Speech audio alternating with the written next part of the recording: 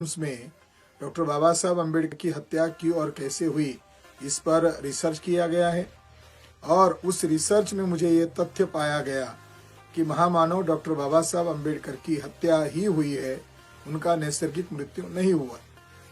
मगर इस हत्या के पीछे कौन कौन लोग हैं? तो इस हत्या के पीछे मोहरे के तौर पर डॉक्टर सविता अम्बेडकर हैं और डॉक्टर मालवणकर है। मगर इसके असली मास्टरमाइंड तत्कालीन कांग्रेस के बड़े नेता पंडित जवाहरलाल नेहरू है और साथ ही आरएसएस के गोलवलकर हैं और श्रीपाद अमृत डांगे नाम का कम्युनिस्ट ब्राह्मण है। डॉक्टर बाबा साहब अम्बेडकर बीमार नेहरू के माध्यम से ये षड्यंत्र रचाया गया था और डॉक्टर बाबा साहब अम्बेडकर के ऊपर गलत ट्रीटमेंट की गई और शादी के पश्चात बाबा साहब अम्बेडकर का स्वास्थ्य गिरता जा रहा था। मई 1951 में बाबा साहब अम्बेडकर ने दादा साहब गायकवाड़ को खत लिखा है, जब से मैं मुंबई से जाकर ट्रीटमेंट करके आया हूँ मेरा स्वास्थ्य गिरता ही जा रहा है, ये बात आप तक ही सीमित रखो, ये किसी को डिस्क्लोज मत करो। यानी बाबा साहब अम्बेडकर के साथ जो धोखा हो रहा था वो उसके दस्तावेज बना रहे थे।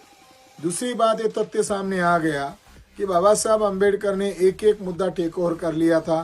भारत का संविधान बनाना उनके जीवन का बड़ा लक्ष्य था, अपने लोगों को हक दिलाना बड़ा मकसद था, उन्होंने वो मकसद को हासिल कर लिया। दूसरा पॉइंट ये नज़र में आ गया कि बाबा साहब अम्बेडकर ओबीसी लोगों का आंदोलन टेक ओवर कर चुके थे।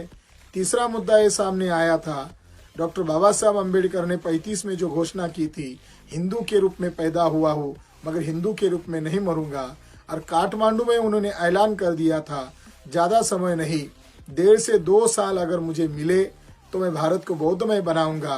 एक भंते ने अपनी टिप्पणी करते हुए कहा था, बाबा साहब अम्बेडकर ने इससे मौत का ही न्योता दिया है और बाबा साहब अम्बेडकर का वही एक सेंटेंस मौत का कारण बना।